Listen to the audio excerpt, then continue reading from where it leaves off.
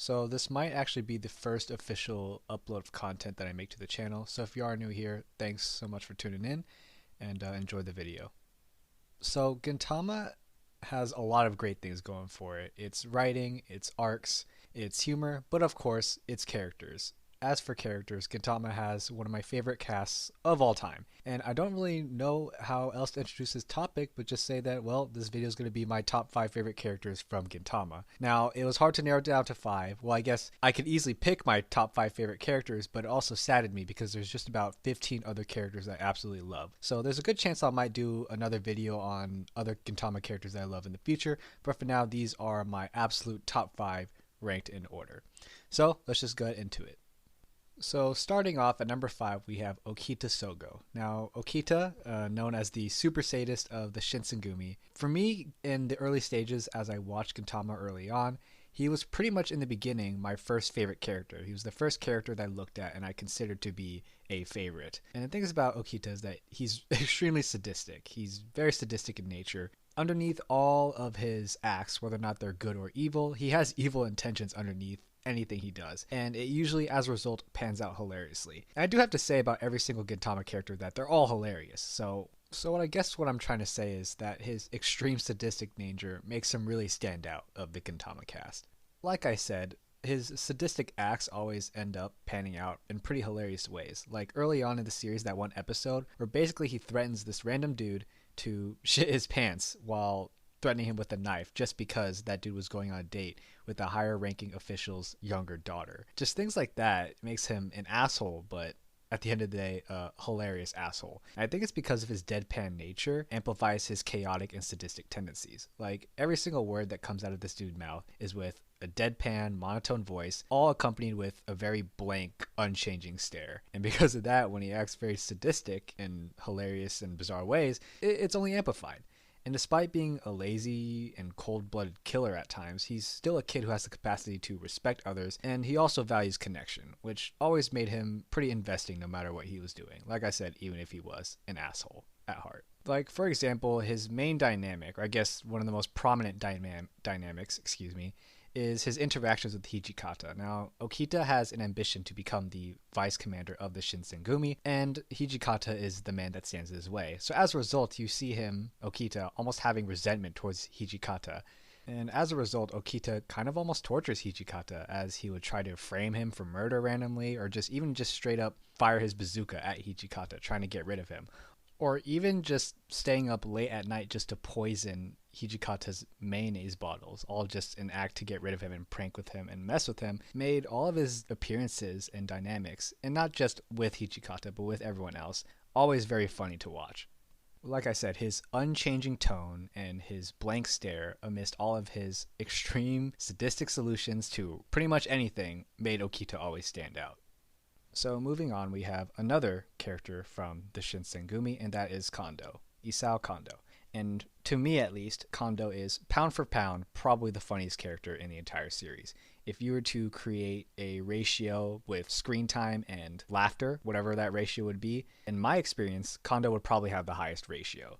To me, he's just a perfect example of a character and the character's humor that consists of both what Kondo does as well as what happens to him, in which in both sides they're always very funny. Kondo brings a lot of the absurdity of the humor to his appearances, such as when he randomly appears naked during inappropriate times, or even appearing in random scenes while stalking Tei, Shinpachi's sister. Because, for example, let's just say the Shinsengumi trio, Hijikata, Okita, and Kondo, are, say, staking out a movie theater to kind of follow a suspect or something.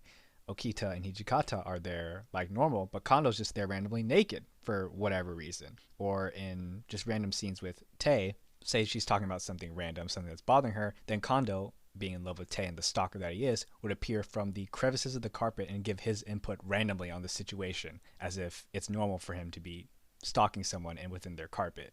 In terms of the extremes of the humor, yeah, Kondo definitely brings it to the table. And kind of going on to the extremes of humor, I feel like Kondo's humor and his character is well utilized as escalating gags throughout the show. And what I mean by that is when applying to gags or running jokes throughout, say, the entire show or just specific episodes, you kind of have that flow of jokes where a bizarre situation is introduced, and with each character that gets introduced to the scene, the situation either gets worse or each character somehow seems to escalate the situation or escalate or continue the gag. Kondo is kind of on the end of that spectrum, meaning that he's probably the most extreme example of that. So just to kind of give an idea, when Gentoki was turned into a cat in the Kabuki Cat Stray arc, he discovered that Katsura was also turned into a cat. And it wasn't until the end of the scene they found out that Kondo was also turned to an animal, but not a cat, but just a straight up gorilla, you know? And I think it's just something like that as one of the examples that Kondo was used to kind of elevate and escalate the gags throughout the show. And most importantly, I think Kondo also has kind of that tendency to have bad luck. You know, if you were to say, hey, you know, which character will most likely have to run from a shower of spears falling from the sky, I'd probably say Kondo, and I definitely believe that that would definitely happen to him. He has a lot of bad luck throughout the show, and all in all, he's just hilarious. Not to mention that Kondo is actually a really nice person, and when it comes to meeting people with their own respective flaws, Kondo has always been able to look past them and not judge them based on their flaws, despite many people always judging him for being naked at random times. And so just things like that makes Kondo a great character, above many other things. So moving on to my next entry, number 3, we have Kagura. Now I adore Kagura. Kagura is easily one of my favorite, probably my favorite female antagonist in all of anime, and she's wholly unique as a female protagonist. She's a big tomboy. She has an insatiable appetite. She's violent. She picks her nose. In fact, I'm pretty sure she was the first Shonen Jump heroine to vomit and pick her nose on screen. And at the same time, she's also sweet, kind, and innocent, and she has a soft feminine side. And on top of all of that, she's also one of the most believable badasses in the entire series. Like, you could fit both badass and person with the highest vomiting count in the entire series on Kagura's resume. And I personally welcomed each phase, or I guess each side of her personality when it came to Kagura's character. She has some of the best, if not at the very least, some of the most varied dynamics and interactions between or across all other characters throughout the series. You kind of have Gentoki, which is someone that Kagura looks up to and still picks on, but throughout the series she kind of becomes like a mini Gentoki. And then you have Kagura's interactions with Katsura, in which Kagura is able to convince Katsura to always address Kagura as leader, despite Katsura being a leader himself of a rebel/terrorist organization. If Kagura's interactions with other people might not be super complex depending on person to person, you could at least rely on the fact that she'll always act differently, or I guess generally act differently depending on the person. And if she acts any differently at all, it's simply just to match the dynamic of the unique character that she's interacting with. The other thing about Kagura, and pretty much like everyone else in Gintama, she's also absolutely hilarious. And what makes Kagura funny is her naiveness kind of sells and amplifies her humor and her actions. Not only is Kagura just an innocent 14-year-old girl, but on the other side she's an Amanto, which basically means an alien who lived her first 14 years of life away from Earth. And so essentially she doesn't really understand a lot of the social or cultural norms and interactions and stuff like that. And she often comes up with really bizarre, exaggerated, or at the very least violent solutions. So when it comes to things such as potty humor, references to adult jokes, references to other anime, Kagura's normally the one executing that type of humor. And I think for Kagura, it never really failed. Kagura, I love Kagura. She's awesome. You can be grossed out by Kagura when she vomits. You can feel and cry for Kagura when she's down. And you could also cheer for Kagura when she is stepping up to the plate or stepping up to the fight as a complete and believable badass. Kagura is just awesome. So now, moving on to my runner-up for favorite character from Gintama is Gentoki Sakata. I mean, what hasn't been said about Gentoki already? He is definitely one of the best MCs in all of anime, and definitely top 5 favorite characters of all time, for my personal taste. And out of the many things I could say about Gentoki, I'll try to keep it short, because I feel like Gentoki can warrant his own video to talk about. But one thing I'll say about him is that he feels very lived in. And what I mean by that is that, well, he's one of the oldest shonen protagonist at 27, as he was recently confirmed, so he's definitely not a teenager, you know what I mean? But because of his older age, he feels more lived in. And what I mean by that is that, well, when he fights, or when he helps others, or when he gives advice to people, anytime he makes a speech or something like that, you can tell by the words he picks that when it comes to topics such as friendship, family, love, respect, or pretty much anything and everything, he has reached his own conclusions about those topics years ago. You can tell that when important fights begin happening in the series, that when Gentoki fights, he makes it well known that he's already decided on why he fights, and that he's been living by that point of view for years.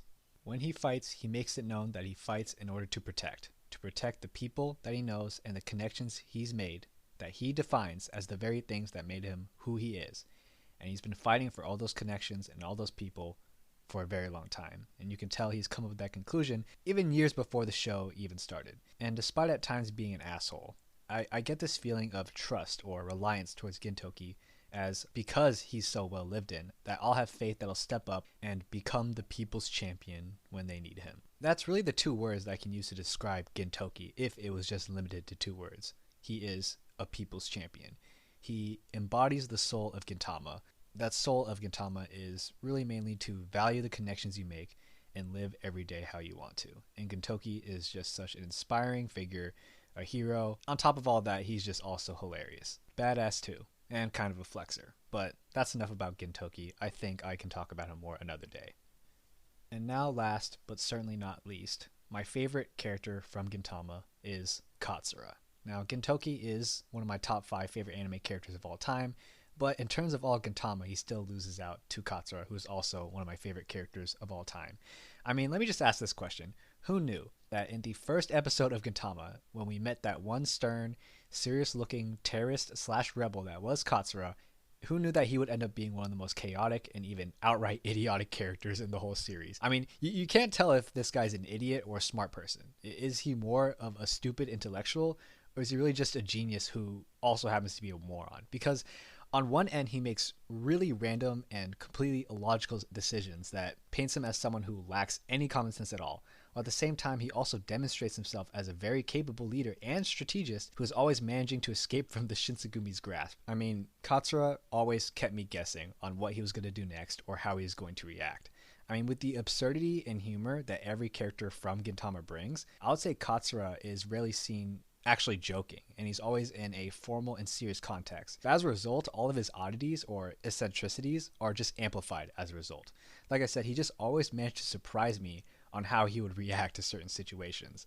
Katsura has this chaotic energy to him that even puts Gentoki in the straight man role in an anime. Like, Katsura would just go for a bike ride and he would somehow end up in a lion's den or the lions exhibit at the zoo without even noticing, and he's wondering why he got all scratched up like that when he could have just easily avoided the sign and not rode his bike into the lion's den. And on the Vice, he is a branded criminal by the Shinsengumi, and yet he walks the streets every day with his face out in the open and somehow manages to escape at the end of the day. Katsura, even amongst a cast that can be considered bizarre and odd, he stands out himself as bizarre and odd, and I feel like he can always manage to get a reaction out of any character, no matter what type of personality the character he interacts with has. And on top of that, he also has a deep side to him. He's not just an idiot, but he could also be a complex, deep idiot at times. He has this edge of improvisation, whether or not it's during certain episodes, certain scenarios, or even just telling stories that never fail to get a laugh out of me. And so because I feel like I will definitely do a video solely dedicated to Katsura one day, I will leave it at that. So thank you guys for watching to the end of this video. If you haven't seen Gintama yet, please do. I definitely need more people to talk about Gintama with. As popular and beloved as it is, not enough people I know are talking about it. I want to talk about it more, hence why I am uploading videos in the first place. So yeah, check out Gintama if you haven't already. It's my second favorite anime of all time.